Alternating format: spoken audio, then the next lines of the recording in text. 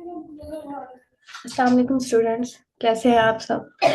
अच्छा, मुझे ये बताएं, कल का रिकॉर्डेड लेक्चर किसने देखा है। माइक ऑन करके बताएं। जैसा कि हमने 2 दिन में HTML कवर की है, तमाम चीज़ें हमने पहले समझी थी, वेब डेवलपमेंट क्या होती हैं। फिर इसके बाद कल मैम मानूर ने दोबारा से सारी चीज़ों को रिवाइज करवा कर HTML कंप्लीट करवाई थी। तो रिकॉर्डेड लेक्चर आप सबने देखा।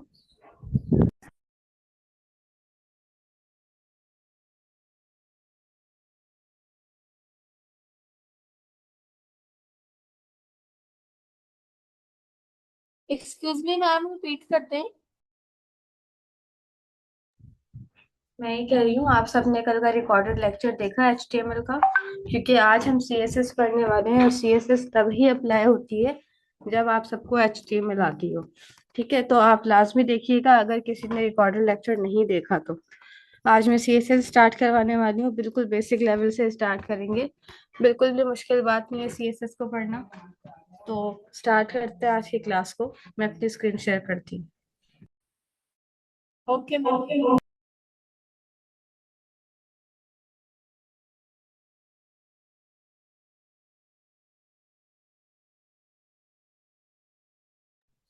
तो स्टूडेंट से देखेंगे, ये आपकी बुक का चैप्टर है। हम बुक पे से भी तमाम चीजों को देखेंगे स्टेप बाय स्टेप, और साथ साथ जो हमने आपकी स्लाइड्स प्रिपेयर की थी वहां पर भी देखेंगे हमने क्या चीजें कवर की। तो सबसे पहले तो मैं आपका फोल्डर ओपन करती हूँ जो हमने फर्स्ट डे बनाया था डेस्कटॉप पर, डेस्क का प्रैक्टिस के नाम से। ठीक है, राइट क्लिक करेंगे। फोल्डर ओपन करने का क्या तरीका था, राइट क्लिक करेंगे, ओपन विथ कोड कर देंगे। जैसे ही हम ओपन विथ कोड करेंगे तो ये हमारा फोल्डर VS कोड पर ओपन हो जाएगा।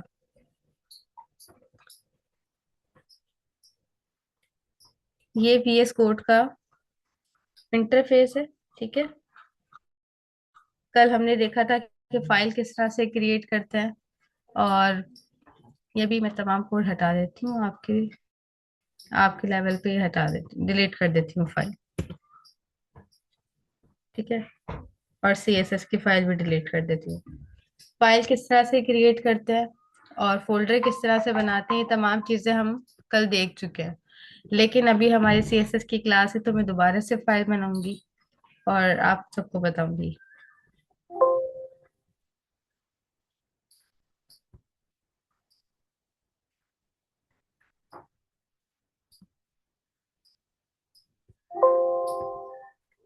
ठीक है, ये कुछ इमेजेस थी जो मैंने गूगल से डाउनलोड की थी अपने इस फोल्डर में, डेस्क का प्रैक्टिस के नाम से। इस फोल्डर में कुछ इमेजेस मैंने वो की हैं डाउनलोड। अब देखिए, जब मैं यहाँ पर होवर कर रही हूँ, होवर का मतलब होता है किसी भी स्पेसिफिक पार्ट पर माउस लेकर जाना, कर्सर लेकर जाना। ठीक है, अब मैं यहाँ पर कर्सर लेकर जा रही हूँ तो न्यू फाइल का ऑप्शन नजर आ रहा है। मैं अगर जूम करके दिखाऊं VS कोड को तो देखें, यहाँ पे जब मैं प्लस साइन पे होवर कर रही हूँ तो न्यू फाइल, और यहाँ पे होवर कर रही हूँ तो न्यू फोल्डर। हमें बनानी है न्यू फाइल। न्यू फाइल पे मैंने क्लिक किया और मैं बनाती हूँ HTML की फाइल। जब भी हम HTML की फर्स्ट फाइल बनाते हैं तो नेमिंग कन्वेंशन क्या होती है, इंडेक्स। ठीक है, इंडेक्स डॉट HTML। अब मैम, इंडेक्स क्यों होती है, सवाल आता है ना ये, इंडेक्स ही क्यों फर्स्ट फाइल का नाम। तो अभी के लिए आप सब सिर्फ इतना समझेंगे, जब भी हम किसी वेबसाइट को डिप्लॉय करते हैं किसी भी प्लेटफॉर्म पे, जैसे वर्सल है, गिटहब पेजेस है, तो वो हमें क्या कहता है कि हमें फर्स्ट पेज आपका इंडेक्स डॉट HTML का चाहिए। उसके बाद भले जितनी भी HTML की फाइल बनाएं, अपनी तरफ से नेमिंग कन्वेंशन दे दें, page 2, home dot HTML, about dot HTML, फर्क नहीं पड़ता। लेकिन index dot HTML first file हमेशा नाम होती है, ये एक कन्वेंशन कहते हैं इसको। जैसे मैंने इंटर किया तो देखिए कि मेरे पास HTML की फाइल जो है वो क्रिएट हो रही है।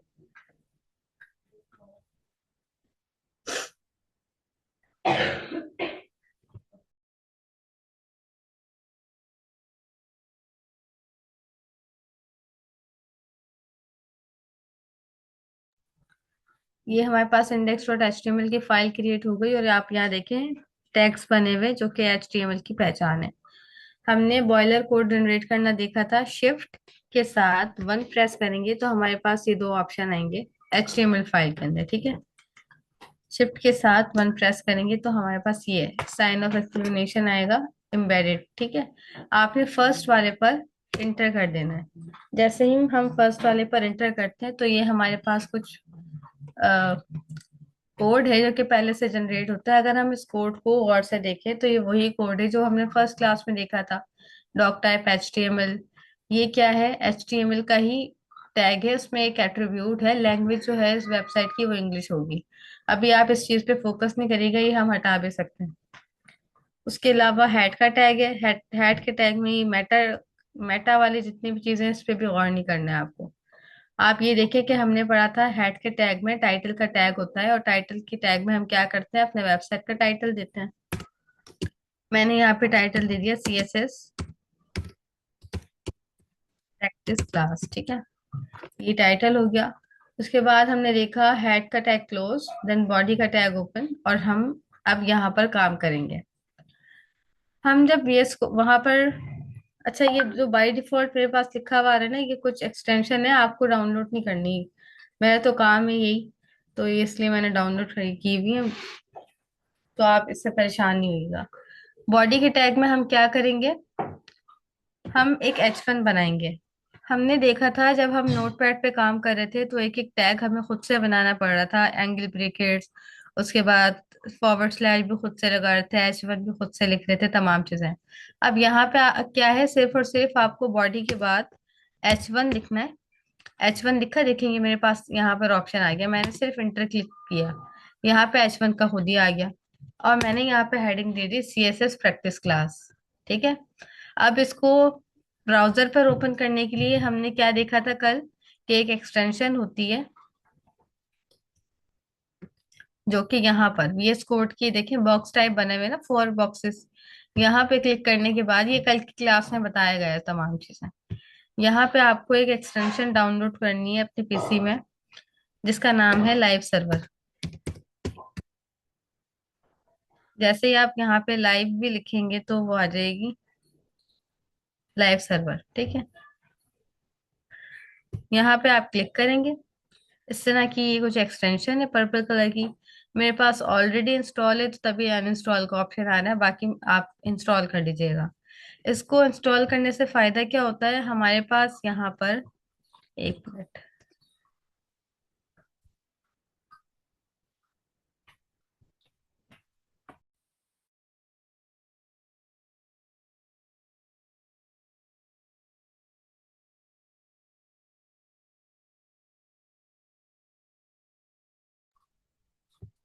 यहाँ पे देखें लास्ट में गो लाइव का ऑप्शन आ गया, HTML के डॉक्यूमेंट के लास्ट में गो लाइव का ऑप्शन आ गया। और इसी के साथ साथ एक चीज और बताती चलूं, यहाँ पे आएंगे फाइल पर। फाइल पर आने के बाद, यहाँ पे क्लिक करने के बाद देखें ऑटो सेव, यहाँ पे चेक लगा दीजिएगा, क्योंकि आपको पता है लाइट का इशू है हर जगह। तो जो भी हम काम करते हैं उसे सेव करना भूल जाते हैं, कंट्रोल एस करना हमें बहुत हार्ड लगता है। तो आप ऑटो सेव पर चेक लगा देंगे, इससे क्या होगा, आप जो भी यहाँ पर काम करेंगे वो ऑटोमेटिकली सेव होगा, आपको कंट्रोल एस करने की जरूरत नहीं है। अब मैं गो लाइव पे जैसे ही क्लिक करती हूँ तो मेरी जो ये HTML का पेज है ये मेरे वेब ब्राउजर पे ओपन हो जाएगा। ये देखें, मैंने हेडिंग डाली थी ना CSS प्रैक्टिस क्लास। अब हम CSS पढ़ने जा रहे हैं तो सबसे पहले समझते हैं CSS की फुल फॉर्म। CSS की फुल फॉर्म होती है कैस्केडिंग स्टाइल शीट, ठीक है। अब हम इसको यूज कैसे करते हैं, CSS को स्टार्ट करने से पहले हमें ये बात समझना जरूरी है, there are 3 types of CSS, ठीक है। आसान सी बात है ना, there are 3 types of CSS। सबसे first inline CSS, internal CSS, और एक्सटर्नल CSS। अब सबसे पहले हम देखते हैं कि हम इनलाइन CSS को किस तरह से लगा सकते हैं। नाम से ही पता लग रहा है इनलाइन, यानी जो टैग आपने बनाया है उसी टैग की लाइन में CSS अप्लाई करना। अब हमने अब हमें ये चीज समझनी पड़ेगी, एट्रीब्यूट्स किसे कहते हैं। तो एट्रीब्यूट्स एडिशनल इंफॉर्मेशन होते हैं किसी भी टैग के बारे में। मैंने क्या कहा, एट्रीब्यूट एडिशनल इंफॉर्मेशन होते हैं किसी भी टैग के बारे में, और ये हमेशा ओपनिंग टैग में आते हैं। तो जब भी हम इनलाइन सीएसएस यूज करेंगे तो स्टाइल का एट्रीब्यूट लगाएंगे। क्या किया मैंने, H1 के ओपनिंग टैग में आकर थोड़ा सा स्पेस दिया और यहाँ पर लिखा है स्टाइल। ठीक है, स्टाइल लिखने के बाद मेरे पास यहाँ पर ऑप्शन आ गया, मैंने इसको क्लिक कर दिया। यहाँ पे फिर बाय डिफॉल्ट क्या आया, स्टाइल इक्वल्स टू और डबल कोट्स। ये होता है सिंटेक्स, सीएसएस का सिंटेक्स। ठीक है, सिंटेक्स किसे कहते हैं, लिखने का तरीका। जैसे हम कॉपी पे काम करते हैं ना, जब हम एसएसटी की काम करते हैं तो एसएसटी के फॉर्मेट में, यानी कुछ डायग्राम्स होती हैं। इंग्लिश का काम करते हैं तो ग्रामर का अलग ऐसे एप्लीकेशन लिखने का तरीका होता है। तो किसी भी काम को करने का तरीका वो कोडिंग के लैंग्वेज में सिंटेक्स कहलाता है। ठीक है, तो सीएसएस का सिंटेक्स क्या है, हमने इनलाइन सीएसएस लगानी थी तो H1 के ओपनिंग टैग में आकर स्टाइल का एट्रीब्यूट दिया इक्वल्स टू डबल कोट्स, और वहां पे लिखा कि मेरा जो कलर है। अब हम बताएंगे कि हमें कौन से सीएसएस अप्लाई करनी है। हमने कहा कलर कॉलन, कॉलन कहते हैं इसे, ठीक है, और हेडिंग का कलर एक्वा कर दो। ठीक है, अब ये मैंने H1 क्या चाहा है कि जो H1 CSS प्रैक्टिस क्लास मैंने लिखी है इसका कलर एक्वा हो जाए। जब मैं ब्राउजर पे आकर चेक करूंगी तो देखें यहाँ पर CSS का जो कलर है, जो मतलब मैं हेडिंग डाली थी, उसका कलर एक्वा हो चुका। इसी तरीके से आप यहाँ पर ड्रॉप इसमें जाएं कलर पर बॉक्स में, और यहाँ पे आके कोई भी कलर लगा सकते हैं।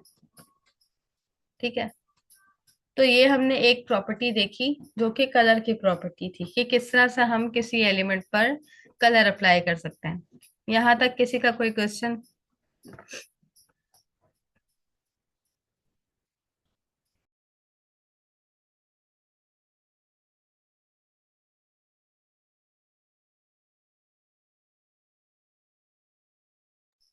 अच्छा, सीएसएस की फुल फॉर्म है कैस्केडिंग स्टाइल शीट, आपकी बुक में भी लिखी है। ये देखें, अगर हम एक,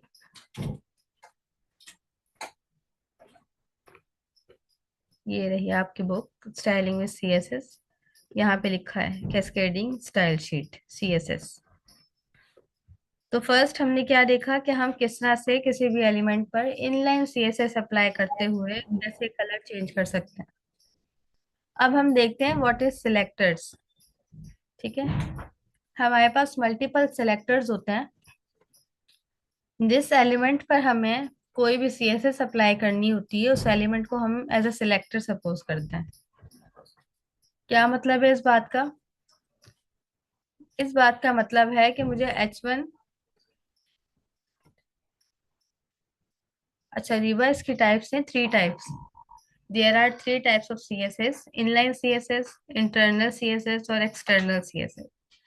ठीक है, अभी जो हम देख रहे हैं वो इनलाइन सीएसएस देख रहे हैं, जो कि किस तरह से अप्लाई होती है। फर्स्ट, जो भी हमने H1 बनाया है उसके ओपनिंग टैग में स्टाइल का एट्रीब्यूट देते हैं, style equals to double quotes, और डबल कोट्स में हम बताते हैं कि कौन सी प्रॉपर्टी हमें अप्लाई करनी है। जैसे मैंने यहाँ पर कलर और उसका कलर बता दिया। ठीक है, कलर तीन तरह से दे सकते हैं, ये आपकी बुक में मेंशन नहीं है लेकिन कोई मसला नहीं है। ये देखिए, जब मैंने यहाँ से कलर कोई भी सिलेक्ट किया ना तो ये आरजीबी की फॉर्म में, रेड ग्रीन ब्लू, ये तीन बेसिक कलर होते हैं जो मिलकर कोई न्यू कलर स्पेसिफिक बना रहे होते हैं। तो यहाँ तक तो हमने इनलाइन सीएसएस देखी। अब हम देखते हैं इंटरनल सीएसएस। मैं इस सीएसएस को यहाँ से हटाती हूँ। ठीक है, एज इट इज H1 का टैग है। अब हम क्या करेंगे, हम ये करेंगे कि ऊपर जो हेड का टैग है ना, हेड के टैग में टाइटल के टैग के बाद इंटर करेंगे और एक स्टाइल का टैग बना देंगे। जैसे ही मैं स्टाइल लिखूंगी तो मेरे पास ऑप्शन आ जाएगा, देन इंटर की प्रेस करेंगे तो हमारे पास स्टाइल का ओपनिंग एंड क्लोजिंग टैग आ जाएगा। ये कौन सी सीएसएस है, इंटरनल। इनला हो रहा था उसी H1 यानी एलिमेंट के अंदर अप्लाई कर रहे थे। इंटरनल में क्या हो रहा है, उसी HTML फाइल के अंदर अप्लाई हो रहा है स्टाइल के टैग। और स्टाइल का टैग कहाँ पे लगाएंगे, हेड के टैग के अंदर, टाइटल के टैग के बाद। आसान है नहीं बात। अब मैंने कहा कि मुझे H1 के ऊपर CSS अप्लाई करनी है। किस तरह से करेंगे, H1 कर्ली ब्रैकेट्स, इंटर करेंगे, ये तरीका है। इनलाइन लगाने का तरीका हमने देखा कि स्टाइल का एट्रीब्यूट, फिर हम उसकी प्रॉपर्टी बता देंगे कलर कॉलन रेड सपोज। और इंटरनल लगाने का तरीका स्टाइल का टैग H1, फिर कर्ली ब्रैकेट्स, और फिर हम बता देंगे हमारा जो फॉन्ट कलर है वो सपोज रेड कर दो। अब अगर हम देखेंगे तो यहाँ पर हमारी रेड हेडिंग हो चुकी। इन दो चीजों को समझने का मकसद सिर्फ इंटरनल और इनलाइन सीएसएस से आपको इंट्रोड्यूस करवाना था। कभी भी जब हम कॉम्प्लेक्स एप्लीकेशन बनाते हैं, वेबसाइट बनाते हैं, तो कभी भी हम इंटरनल और इनलाइन सीएसएस का यूज नहीं करते। इससे होता है क्या है कि आपका कोड बहुत ही मेसी नजर आता है, आप खुद ही परेशान हो जाते हैं कि कौन सी चीज कहाँ लग रही है। अब यहाँ पर एक सवाल है, अगर मैंने मल्टीपल H1 बनाए, यहाँ पर भी मैंने आकर H1, ठीक है, और मैंने H1 में रैंडम कुछ भी लिख दिया। अब मैं ब्राउजर पे देखूंगी तो फिर दोबारा H1 की वही हेडिंग, लेकिन मैं ये चाहती हूँ कि मेरा जो H1 है ना, ये न्यू वाला H1 जो है, इसका कलर कुछ और हो। अब ये यहाँ पे मसला आ गया। क्यों? क्योंकि मैंने H1 को टारगेट करके रेड कलर लगा दिया। मैं दूसरे H1 को टारगेट कैसे करूं? तो यहाँ पे हमारे पास एक कॉन्सेप्ट आता है क्लास का और आईडी का, ठीक है। तो मैं यहाँ पे क्या करूंगी, H1 के ओपनिंग टैग में आकर इसे एक क्लास दे दूंगी। और क्लास कैसे देते हैं, क्लास का एट्रीब्यूट लगाते हैं, class equals to double quote, और नाम लिख देती हूँ स्कूल।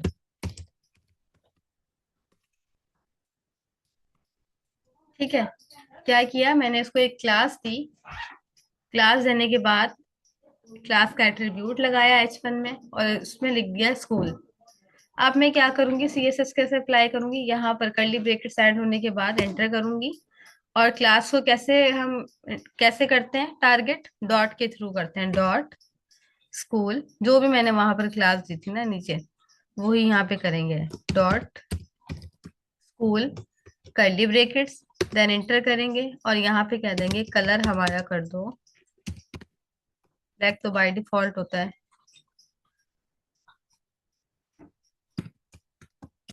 red। अब देखिए छोटी सी गलती मुझसे हुई है, कोई भी बताएगा क्या गलती हुई है। कलर के बाद मैंने कॉलन नहीं लगाया, ठीक है। अब मैंने जैसे कॉलन लगाया तो अब मेरी प्रॉपर्टी बन चुकी है। अब हम देखते हैं इसका रिजल्ट। अब देखिए नीचे वाला जो है, नीचे वाली जो हेडिंग थी उसका कलर सैल्मन है, जो कि मैंने दूसरा दिया, दूसरा दे देती हूँ, कोई ब्लू कर देते हैं, ठीक है। और जो ऊपर वाला हेडिंग थी उसका कलर रेड है।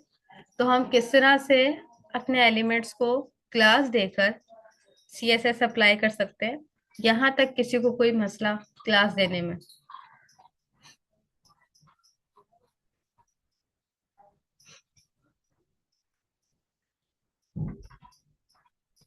दीबा, उम्मे कुलसूम, राबिया, किसी को कोई मसला नहीं है?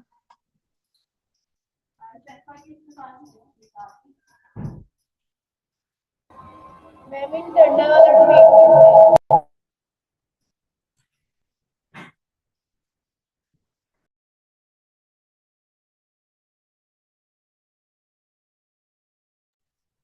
ओके, इंटरनल सीएसएस में दोबारा से रिपीट करती हूँ। इनलाइन में हमने देखा था कि हम किस तरह से एलिमेंट के अंदर लगा सकते हैं एट्रीब्यूट देकर। और इंटरनल में हमने क्या देखा कि जो हेड का टैग होता है ना, एचटीएमएल में हेड का टैग होता है, यहाँ पर टाइटल का टैग होता है। हेड में हम टाइटल लिखते हैं ना वेबसाइट का, यहाँ पर इंटर करने के बाद स्टाइल का टैग बनाएंगे प्रॉपर, जैसा H1 का ओपनिंग और क्लोजिंग टैग बनता है ना, सेम इसी तरीके से स्टाइल का टैग बनाएंगे। और उस स्टाइल के टैग में हम एलिमेंट्स को टारगेट करेंगे। जैसे मुझे H1 के एलिमेंट को टारगेट करना था, और एक पैराग्राफ बना लेते हैं तो पैराग्राफ के एलिमेंट को हम टारगेट करेंगे।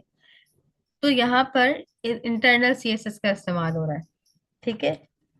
अब यहाँ पे प्रॉब्लम क्या आई थी कि हमने जो H1 पर पहले प्रॉपर्टी अप्लाई की, जब हमने दूसरा H1 बनाया तो उस पर भी बाय डिफॉल्ट वही प्रॉपर्टी अप्लाई हो गई। क्यों?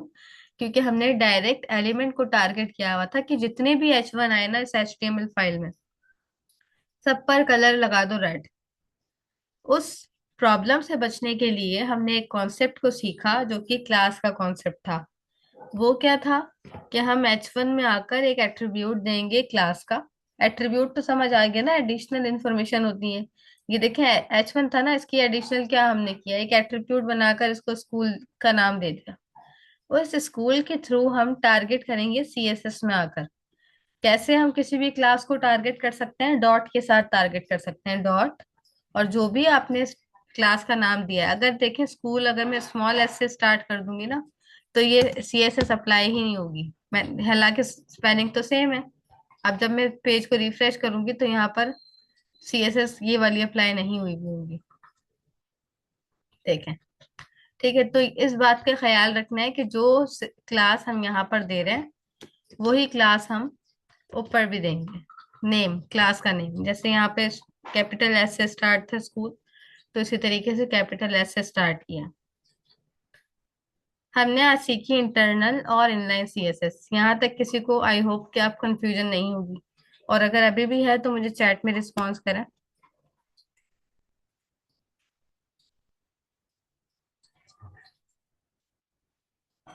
मैं इसे रिमूव कर देती हूँ। तो मैं ठीक है। अब हम समझते हैं एक्सटर्नल CSS।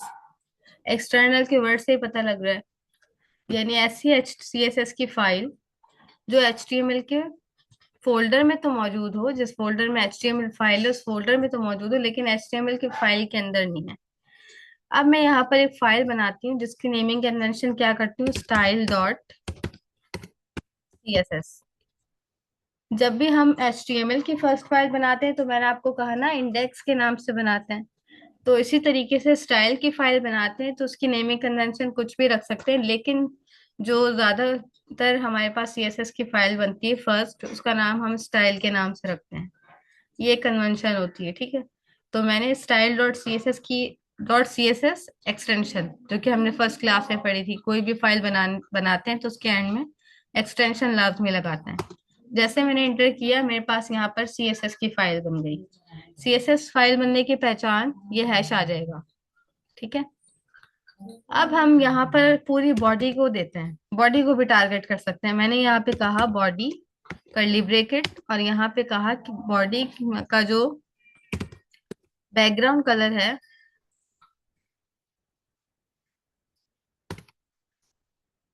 वो मैं कुछ और देती हूँ।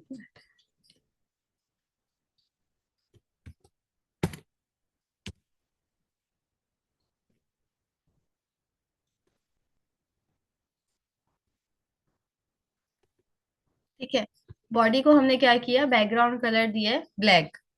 अब हम अगर HTML की फाइल देखेंगे तो यहाँ पे तो कुछ फर्क ही नहीं हुआ, कोई फर्क नहीं पड़ा। मैंने बॉडी को, पूरी बॉडी को बैकग्राउंड कलर दिया है। तो अब हम क्या करते हैं, यानी हमारी HTML को तो पता ही नहीं है ना CSS की कौन सी प्रॉपर्टी मुझ पे अप्लाई हो रही है। यानी CSS की फाइल को HTML की फाइल में लिंक करवाते हैं जब हम एक्सटर्नल CSS का यूज करते हैं। ठीक है, दोबारा समझते हैं। जब भी हम CSS की अलग से फाइल बना के CSS अप्लाई करते हैं तो हमेशा उसको index.html की फाइल से कनेक्ट करते हैं। यहाँ पे मैं सिर्फ index.html का नाम क्यों ले रही हूँ, क्योंकि एक ही फाइल है।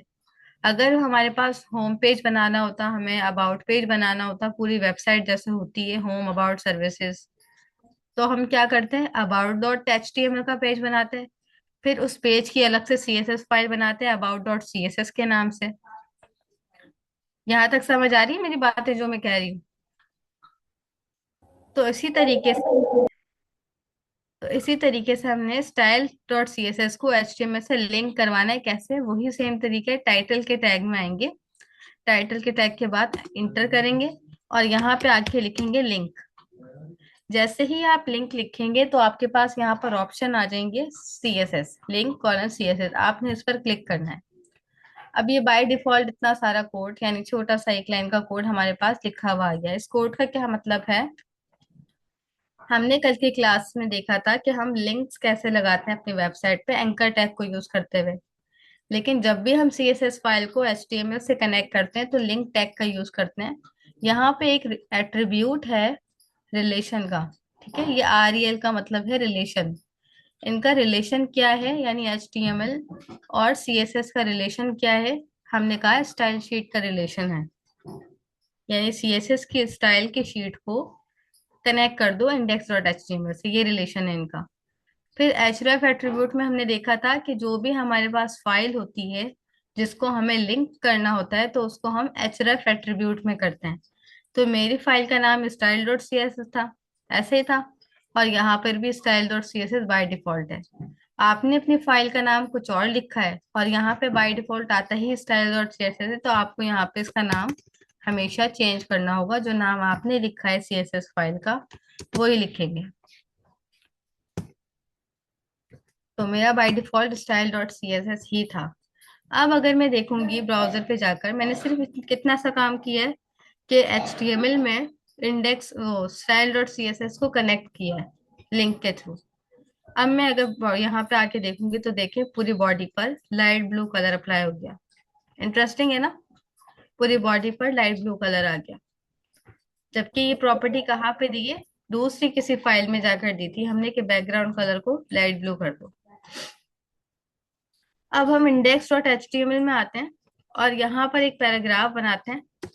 पैराग्राफ सिर्फ पी लिखकर इंटर करेंगे, पी टैग बन गया। और हमें बहुत सारा टेक्स्ट चाहिए और हमारे पास टाइपिंग करने का टाइम नहीं है, तो एक हमारे पास लॉरेम का एक कन्वेंशन है। हम क्या लिखेंगे, LOREM लॉरेम। और जितने भी वर्ड्स आपको चाहिए, जैसे मैंने कहा 20 वर्ड्स मुझे चाहिए, लॉरेम 20 लिखकर इंटर करूंगी तो ये मेरे पास 20 वर्ड्स का बाय डिफॉल्ट पैराग्राफ, जिसके मायने कुछ नहीं है, हमें समझ नहीं आएगा, लेकिन ये बाय डिफॉल्ट इंग्लिश लिखी हुई आ जाएगी। ठीक है, तो ये देखिए कुछ पैराग्राफ है जो मेरे पास यहाँ पर लिखा हुआ आ गया। अब हम इस पे थोड़ी बहुत और प्रॉपर्टी यूज करके देखते हैं कि हम और प्रॉपर्टी किस तरह से यूज कर सकते हैं। जहां पे स्टूडेंट समझ नहीं आएगा वहीं पे मुझे स्टॉप करवा के पूछना है। तो ये हमारी बुक है। अभी हमने क्या चीजें देखी, किस तरह से हम कलर प्रॉपर्टी अप्लाई करते हैं। अब हम देखेंगे किस तरह से फॉन्ट साइज हम चेंज कर सकते हैं किसी भी एलिमेंट का। और इंटरनल एक्सटर्नल ये तमाम चीजें देख ली हमने। सॉरी, यहाँ से देखते हैं। अब हम क्या सीखेंगे, किस तरह से फॉन्ट फैमिली अप्लाई करते हैं किसी भी पैराग्राफ या हेडिंग पर। फॉन्ट का साइज कैसे चेंज कर सकते हैं। मैंने आपको जब डेस्का की वेबसाइट दिखाई थी जो हमारी है, तो मैंने उसमें क्या कहा था, जो फर्स्ट हेडिंग के बाद थोड़ा सा बोल्ड होके टेक्स्ट लिखा हुआ है कि चाहे तो उसमें H2 H3 का यूज कर लें, अदरवाइज हम CSS के थ्रू भी साइज इंक्रीज और डिक्रीज कर सकते हैं। तो यही वो प्रॉपर्टी है फॉन्ट साइज वाली, जहाँ पे 16 पिक्सल लिखा हुआ है। इसके थ्रू हम साइज को इंक्रीज या फिर डिक्रीज कर सकते हैं।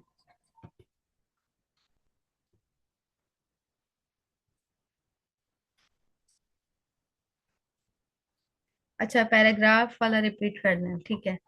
पैराग्राफ में हमने देखा कि एक टी टैग बनाएंगे, सिंपल पी लिखेंगे टैग लिखने के लिए। और हमारे पास VS कोड बहुत ही अच्छा मैंने कहा था ना, वो इसीलिए है कि पी लिख के जैसे इंटर करेंगे तो ओपनिंग और क्लोजिंग टैग बाय डिफॉल्ट आ जाएंगे।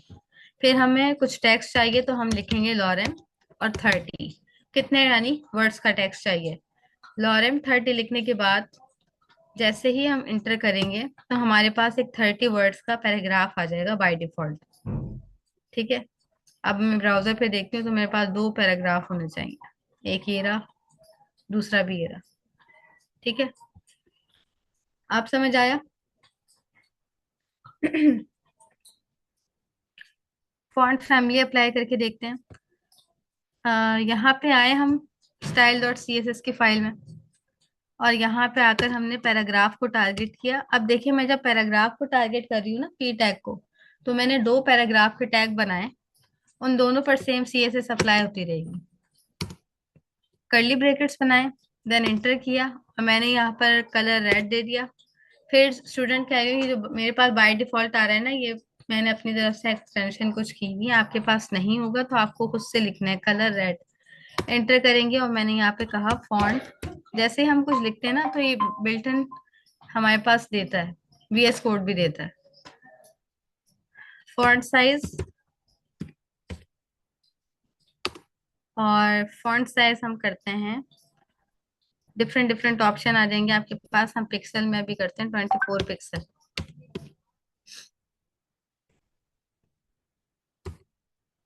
ठीक है। अब हम अगर रिजल्ट देखें पैराग्राफ का, तो देखें इसका साइज इंक्रीज हुआ 24 पिक्सल। लेकिन यहाँ पर रेड कलर अप्लाई हुआ है पैराग्राफ पे, क्यों? कलर मैंने अच्छा यहाँ पे रेड दे दिया। कलर मैं हटा देती हूँ।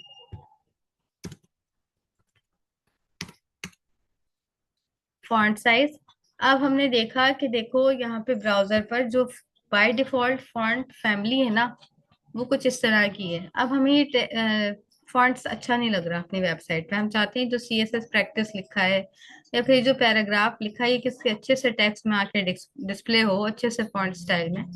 तो हमारे पास फॉन्ट फैमिली होती है। हम क्या करेंगे, लिखेंगे फॉन्ट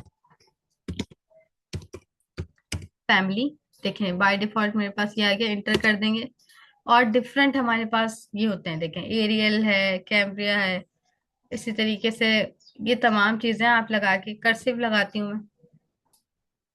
ठीक है, कर्सिव लगा के चेक करते हैं। अब ये हमारा टेक्स्ट कुछ इस तरह से डिस्प्ले हो रहा है। ठीक है, कर्सिव से। और कुछ और टेक्स्ट लगा के चेक करती हूँ। अब मैं लगाती हूँ फैंटेसी। अब कुछ इस तरह से टेक्स्ट आ रहा है। तो देख सकते हैं आप CSS के थ्रू हमें कितनी अच्छी अच्छी चीजें मिल रही हैं। अब बेसिक सी एक वेबसाइट तो बनती है स्टूडेंट आपकी तरफ से। खुद से बना के मुझे लिंक शेयर करें, अभी नहीं, क्लास खत्म होने के बाद।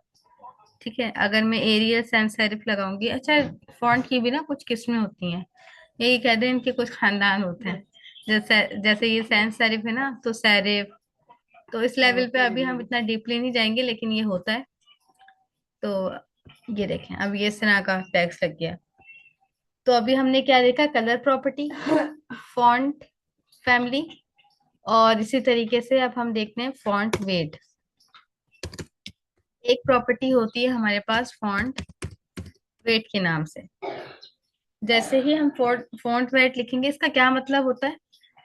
इसका मतलब होता है कि हमें बताओ कि तुम्हारा जो फॉन्ट है, जो आपने टेक्स्ट लिखा है, वो बोल्ड होना चाहिए, बोल्ड से भी ज्यादा बोल्डर होना चाहिए, या फिर उसकी कुछ किस्में किस्में देते हैं, जैसे 800, 900, लाइटर होना चाहिए, नॉर्मल होना चाहिए। ठीक है, अगर मैं लाइटर पे क्लिक करती हूँ, तो जो मेरा टेक्स्ट था वो देखें कितना पतला सा हो गया लाइटर पर।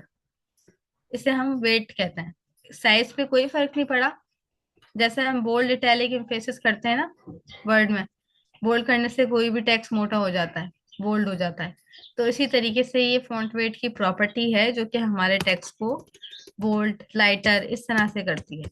अगर मैं बोल्ड कर दूंगी, तो ये देखें बोल्ड हो जाएगा। बोल्ड हुआ। जैसे CSS प्रैक्टिस थोड़ी सी बोल्ड बाय डिफॉल्ट होती है, इसी तरीके से हम किसी भी पैराग्राफ को भी बोल्ड कर सकते हैं। और CSS, अब हम देखते हैं कौन सी प्रॉपर्टी रहती है हमारी। फॉन्ट फैमिली पढ़ लिया, फॉन्ट साइज देखते हैं, अभी हम फॉन्ट वेट पढ़ लिया, फॉन्ट स्टाइल देखते हैं। अब हम फॉन्ट साइज देखते हैं। इंटर करेंगे, और यहाँ पे हमने कहा फॉन्ट साइज। फॉन्ट साइज में मैंने इसको बताया कि 30 पिक्सल कर दो। अच्छा, फॉन्ट साइज हम ऊपर देख सके 24 पिक्सल हमने पहले से ही दिया था। ये प्रॉपर्टी अभी मैं हटा देती हूँ। फॉन्ट स्टाइल देखते हैं, फॉन्ट का स्टाइल क्या होना चाहिए। ठीक है, जैसे डिफरेंट हमारे पास होता है, इटैलिक होना चाहिए हमारा फॉन्ट, अभी मैंने बताया था। बोल्ड होना चाहिए हमारा फॉन्ट, तो स्टाइलिंग भी चेंज कर सकते हैं। अब अगर मैं अपनी वेबसाइट पे आके देखूंगी, तो हमारा जो भी टेक्स्ट है वो थोड़ा सा कर्व हो गया है। देख रहे हैं, थोड़ा सा कर्व हो गया। तो इटैलिक में क्या होता है, कर्व भी तो होता है हमारा टेक्स्ट। अभी ये इसलिए पता नहीं लग रहा है क्योंकि हमने यहाँ पर बोल्डर की प्रॉपर्टी दी है। अब हमने ना कल एक चीज देखी थी HTML को पढ़ते वक्त, एंड में देखा था कि हम कमेंट्स कैसे कर सकते हैं HTML में। जो भी टेक्स्ट, हम जो भी कोड कमेंट्स में करते हैं, तो उसका मतलब होता है, क्या होता है कि वो वेबसाइट पे नजर नहीं आता वो टेक्स्ट। इसी तरीके से CSS में भी हम कमेंट्स कर सकते हैं। अब मैंने यहाँ पर फॉन्ट वेट को कमेंट कर रही हूँ, तो इसका तरीका और HTML का तरीका अलग अलग है, यानी कमेंट दिखने में अलग अलग होते हैं। कैसे, अभी मैं बताती हूँ। आपको एक शॉर्टकट की बता रही हूँ। आपको कंट्रोल के साथ क्वेश्चन मार्क का बटन प्रेस करना है। कंट्रोल क्वेश्चन मार्क प्रेस किया तो देखें, ये जो प्रॉपर्टी थी यहाँ पर, इसके आगे एक फॉरवर्ड स्लैश लगा, स्टार लगा, इसके बाद एक फॉरवर्ड स्लैश स्टार लगा और फॉरवर्ड स्लैश। अब फॉन्ट वेट बोल्ड था ना, अब मैं वेबसाइट पे आके देखूंगी तो बोल्ड नहीं होगा। ठीक है, इस प्रॉपर्टी को मैंने कमेंट कर दिया, यानी कह दिया कि अभी तुम मेरे एलिमेंट पे अप्लाई मत होना। ठीक है। इसी तरीके से HTML के कमेंट्स को देखते हैं। तो ये एक पैराग्राफ है ना, मैंने इस पैराग्राफ को, ये इस हेडिंग को कमेंट किया, सेम तरीके कंट्रोल क्वेश्चन मार्क। अब मैंने जो बात कही थी कि अलग अलग होते हैं, इसका मतलब ये होता है कि सिंटेक्स अलग अलग होता है। ये देखें, angle bracket, sign of explanation, दो माइनस साइन, उसके बाद फिर ये। ठीक है, ये CSS का, HTML का वो होता है सिंटेक्स। और ये इसी तरीके से CSS का सिंटेक्स क्या होता है, स्टार और बैकस्लैश। यहाँ तक किसी का भी कोई क्वेश्चन?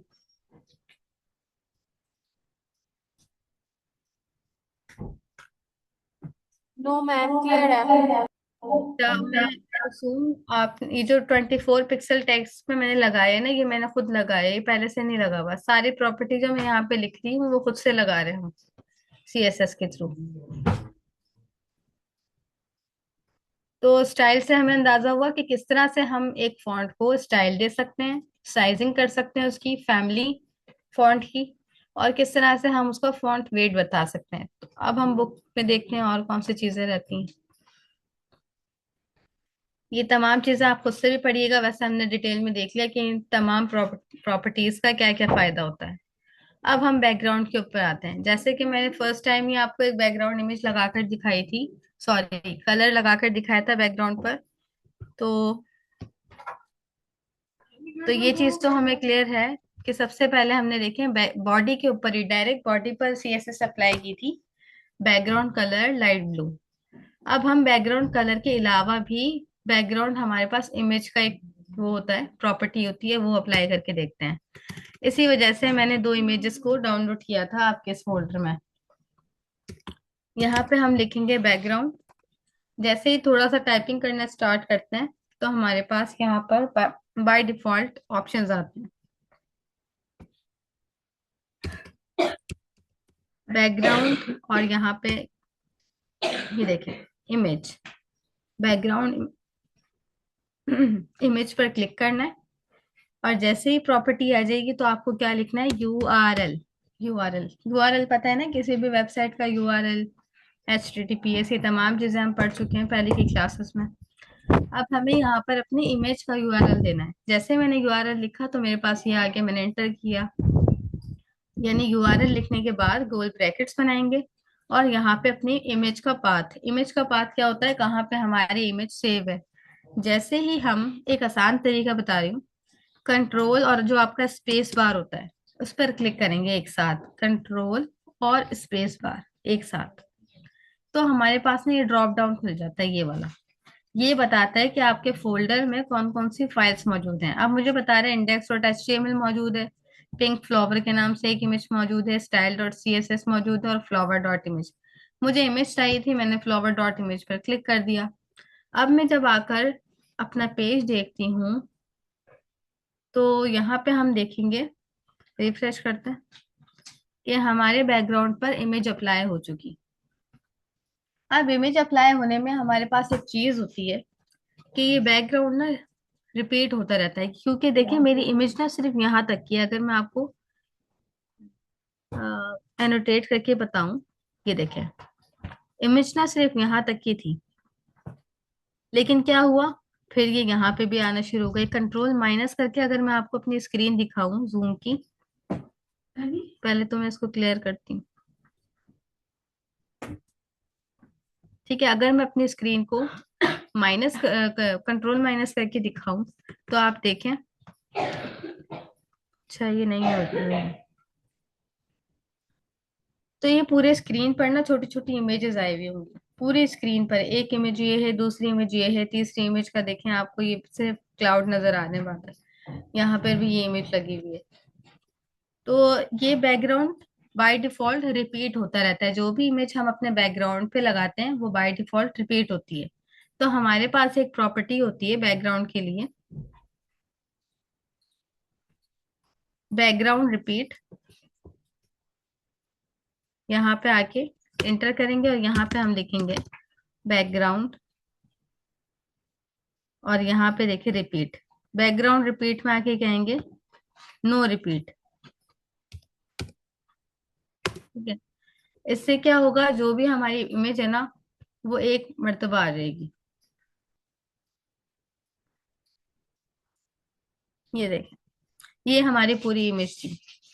तो हमने क्या देखा अभी, जब हम बैकग्राउंड इमेज अपने बैकग्राउंड पे लगाते हैं तो वो बाय डिफॉल्ट पूरे पूरे वेबसाइट के पेज पर, पूरे ब्राउजर पर रिपीट होती है जब तक कि पूरा ब्राउजर कवर नहीं कर लेती।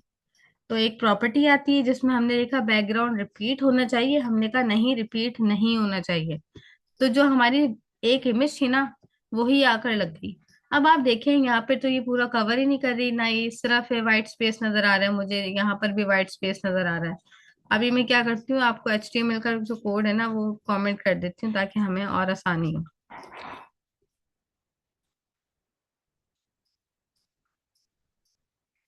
ठीक है, ये देखें।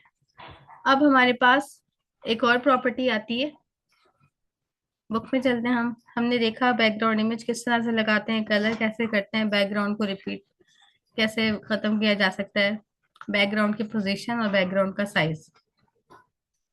अब हम CSS में आके देखते हैं बैकग्राउंड का साइज। यहाँ पे आके एंटर करेंगे और यहाँ पे हम बताएंगे बैकग्राउंड साइज कवर। ठीक है। कवर में होता क्या है कि जो हमारी इमेज होती है ना वो पूरा का पूरा ब्राउजर पर कवर हो जाती है। अब देखें थोड़ा ब्लर हो रहा है, यानी हमारी इमेज इतनी अच्छी नहीं थी कि जिसको कवर किया जाए और पूरा स्क्रीन पर आए और साथ साथ ब्लर ना हो, यानी इमेज का अच्छा होना बहुत जरूरी है। तो आप ऐसी इमेज डाउनलोड कीजिएगा जो ब्लर ना हो। ठीक है। तो जब हमने बैकग्राउंड रिपीट की प्रॉपर्टी लगाकर नो रिपीट किया था तो हमारी इमेज इतने से स्पेसिफिक पार्ट में आ गई थी। फिर हमने बैकग्राउंड साइज कवर करके कहा कि जैसी भी इमेज है ना हमारी, हमें अपने ब्राउजर के पूरे पेज पर चाहिए। तो यहाँ पे हमने कह दिया बैकग्राउंड साइज को कवर कर दो, यानी पूरे बैकग्राउंड ब्राउजर का जो बॉडी है ना उसको कवर कर लो। तो उसने कवर कर लिया, फिर वो ब्लर हो या कैसे भी हो, आपको अच्छी इमेज लेनी है। अब हम देखते हैं एक और प्रॉपर्टी है हमारे पास, बैकग्राउंड की पोजीशन। अब मैं इसे कवर को भी कमेंट करती हूँ, बैकग्राउंड रिपीट को भी नो रिपीट कर देते हैं, चैनल्स को। अब मैं यहाँ पर बैकग्राउंड पोजीशन की प्रॉपर्टी बताने लगी हूँ। यहाँ पे ये देखें बैकग्राउंड पोजीशन। बैकग्राउंड की जो मल्टीपल पोजीशन होती हैं उसमें बॉटम बॉटम करके दिखाती हूँ, या फिर हम लेफ्ट राइट करते हैं पहले, टॉप राइट, टॉप राइट। ठीक है। मैंने कहा कि मेरा जो इमेज है वो टॉप राइट होना चाहिए। टॉप राइट का क्या मतलब है, ऊपर की तरफ हो ब्राउजर के और राइट साइड पे हो। अब मैं टॉप लेफ्ट करती हूँ।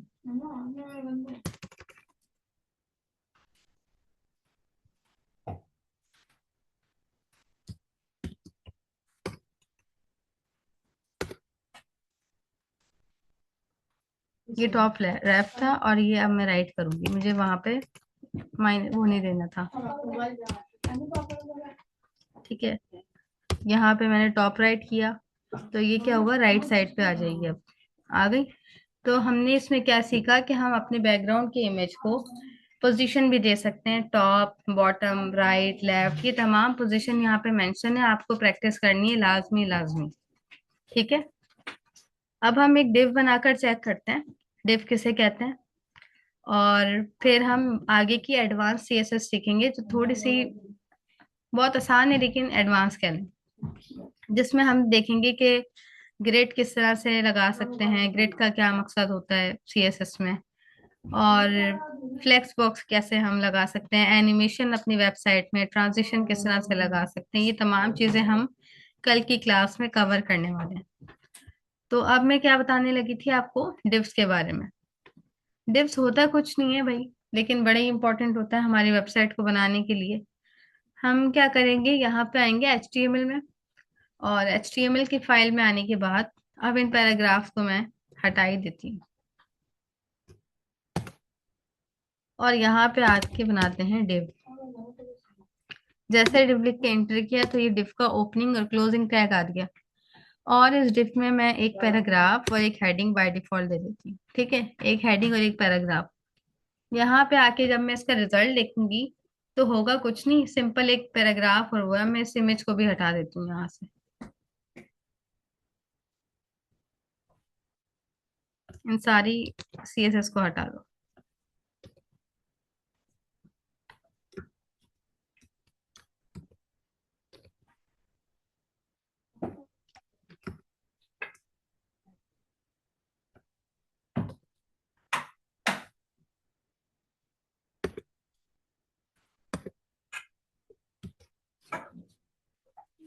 ठीक है, इसको मैंने कर दिया कमेंट।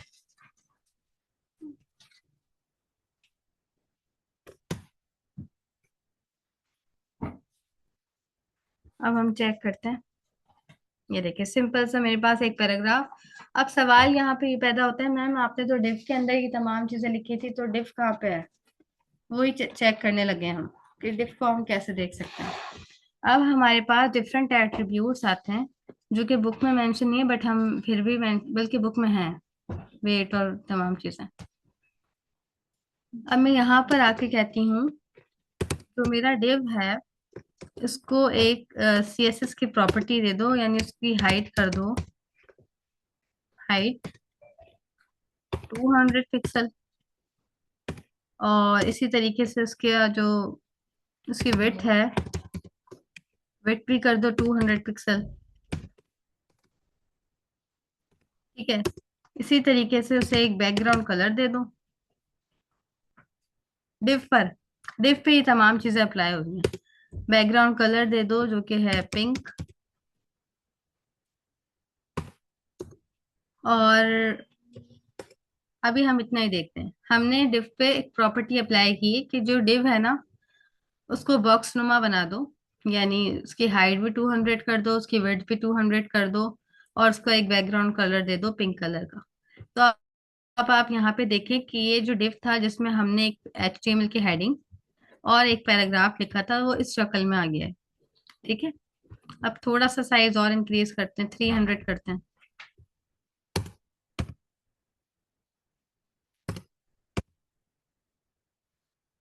जब भी हम कोई वेबसाइट बनाते हैं तो डिव उसमें बड़ा मेन किरदार अदा करते हैं, उसको रिस्पॉन्सिव बनाने के लिए, ताकि हम एक चीज अगर डिव के थ्रू कर रहे हैं, जैसे हमने फुटर बनाया, हेडर बनाया, तो वो हम ज्यादातर डिव को यूज करते हुए बनाते हैं। तो हमें आसानी होती है कि हम उस पर CSS की प्रॉपर्टी लगाकर उसको रिस्पॉन्सिव कर सकें। रिस्पॉन्सिव का मतलब ये होता है, ये जो हमारी वेबसाइट हम जो भी बनाते हैं ना, वो सिर्फ और सिर्फ हमारे लैपटॉप पे ओपन ना हो, बल्कि अगर हम किसी के मोबाइल में वो लिंक शेयर करें तो वो मोबाइल पर भी ओपन हो, टैबलेट पर भी ओपन हो, आईफोन पर भी ओपन हो। तमाम जो डिवाइसेस हैं, उन तमाम डिवाइसेस के लिए अपनी वेबसाइट को इतना कैपेबल बनाना कि वो हर जगह ओपन हो सके, तो उसे कहते हैं रिस्पॉन्सिव वेबसाइट। ठीक है, यहाँ तक किसी का कोई क्वेश्चन?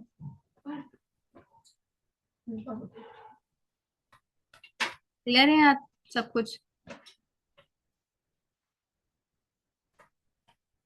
स्टूडेंट्स, यहाँ तक सबको क्लियर है?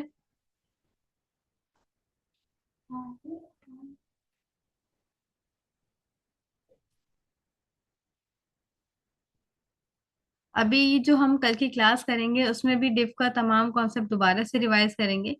अभी सिर्फ हाइट और विड्थ जैसी प्रॉपर्टीज से आपको इंट्रोड्यूस करवाना था, यस जो मैम क्लियर है।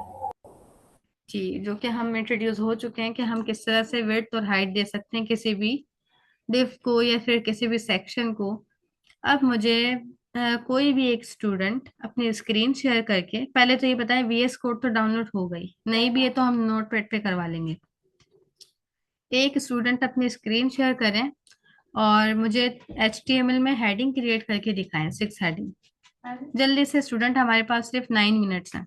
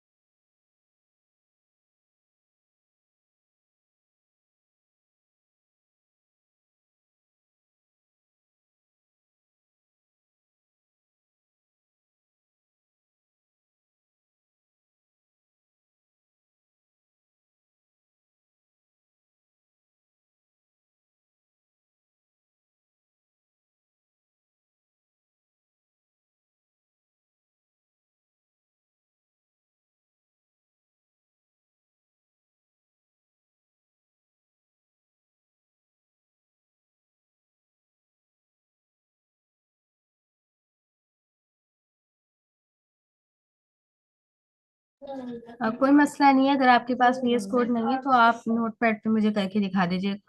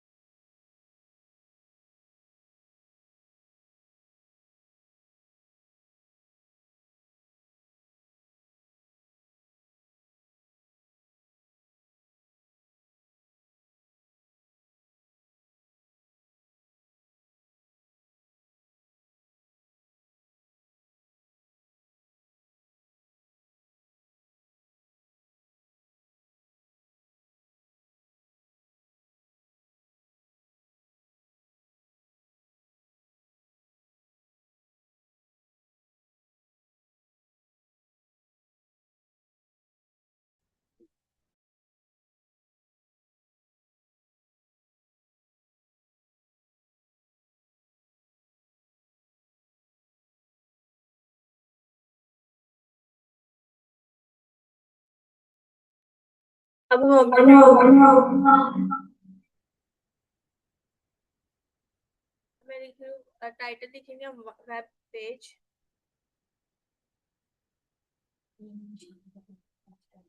Close title.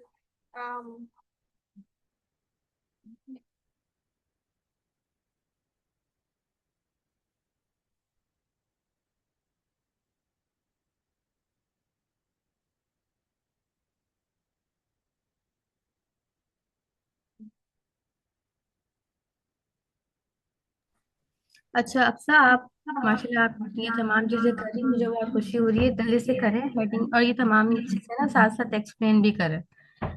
आसान चीजें ना सारी साथ साथ एक्सप्लेन करें। और स्टूडेंट, मैं कल से यही क्लास का रूल रखूंगी, और जब तक हम पाइथन नहीं पढ़ लेते 6वीक तक, यही रूल रहेगा। कल सबके पीसी में वीएस कोड लास्ट भी इंस्टॉल होना चाहिए। हमने 2 क्लासेस में वीएस कोड को डाउनलोड करने का तरीका सीखा था, तो लास्ट में कल आप सबके पास वीएस कोड होना चाहिए।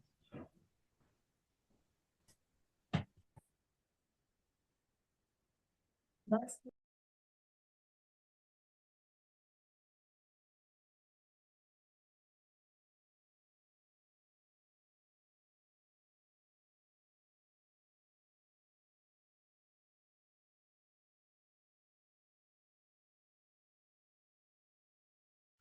जी वेरी गुड रक्षा, आप हेडिंग्स भी क्रिएट करें जल्दी से, 6 हेडिंग्स क्रिएट करके दिखाएं मुझे।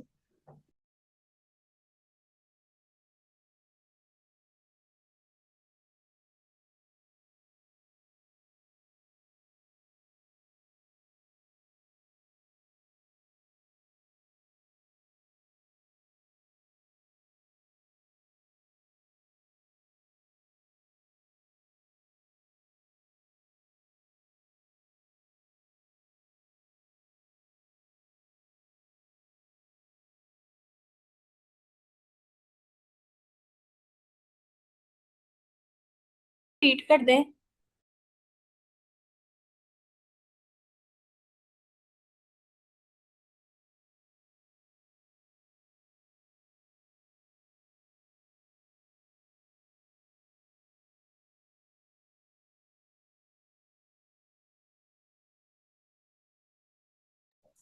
यहाँ पे अब बॉडी का टैग बनेगा हेड के टैग के बाद, और बॉडी के टैग में हम 6 हेडिंग्स बनाएंगे।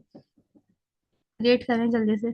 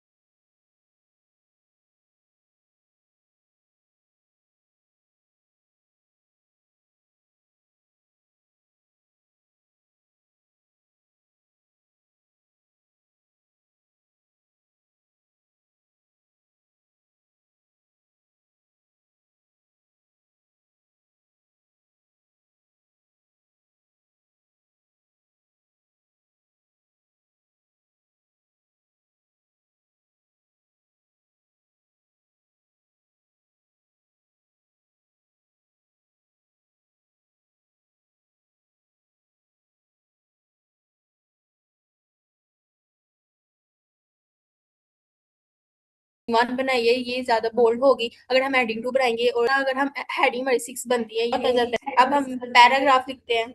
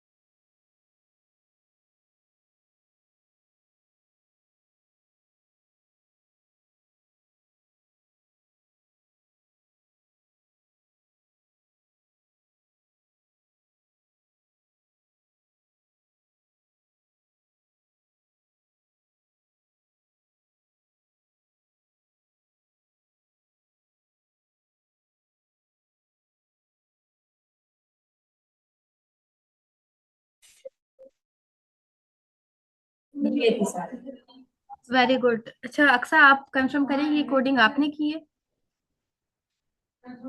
ये अक्सा ने कोडिंग की है? ठीक है, स्क्रीन अक्सा की शेयर है।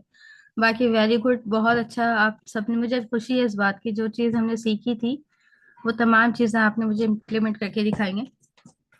तो कल की क्लास में मैं किसी भी एक स्टूडेंट से सीएसएस अप्लाई करके दिखाऊंगी, और उसी के साथ साथ इस फाइल को कैसे सेव करना था। अभी तो हमारे 2-3 मिनट ज़्यादा हो चुके हैं क्लास के। तो स्टूडेंट, यहाँ तक अगर किसी का कोई क्वेश्चन हो तो ग्रुप में भी मुझे टैग करके क्वेश्चन कर सकते हैं, ठीक है? अदरवाइज हम आज की क्लास को यहीं पे एंड करते हैं। वेरी गुड एक्सक्यूज अक्सर। Me ma'am. जी बोले। मैम जैसे आपने वो उस दिन आपने वो पेज खोला था जो आपने बनाई है असेसमेंट के, तो वहां पे आपने आइकन लगाया था, तो वो कैसे लगाया था आपने? असेसमेंट की आइकन्स, अच्छा वेबसाइट पे आइकन्स किस तरह से लगाते हैं, हाँ ये चीजें भी हम देखेंगे। बुक में नहीं है, कोर्स कंटेंट में, लेकिन ये देखेंगे। अच्छा मैंने तो आप सबके लिए ये भी सोचा है, इंशाल्लाह आप सब ना अपने बोर्ड के एग्जाम से पहले फ्री हो जाएं। उसके बाद फिर इंशाल्लाह आई कोड पे ही आपको फ्रंट एंड का कोर्स करवाएंगे, फ्रंट एंड और बैक एंड डेवलपमेंट का, ठीक है? उसमें तमाम चीजें और भी डीपली होंगी। और अभी तो हम बेसिक लेवल पे पढ़ रहे हैं ना, सिर्फ ये इंट्रोडक्टरी है। जब आप एडवांस सब तमाम चीजें पढ़ेंगे तो अंदाजा होगा, ये सब तो बहुत चीज आसान थी। तो आइकन्स किस तरह से लगाते हैं ये भी मैं आपको कल की क्लास में बताऊंगी। अच्छा क्वेश्चन है आपका। इसके अलावा अगर किसी का कोई क्वेश्चन अभी के कंटेंट में हो जो हमने अभी तक कवर किया है, तो ग्रुप में भी मुझे टैग करके पूछ सकते हैं। ठीक है student? No ma'am, thank you, clear है। ओके, नो तो मैम, अब थैंक यू, क्लियर क्लास को है। यहीं पे एंड करते हैं। अल्लाह हाफिज टू ऑल ऑफ यू।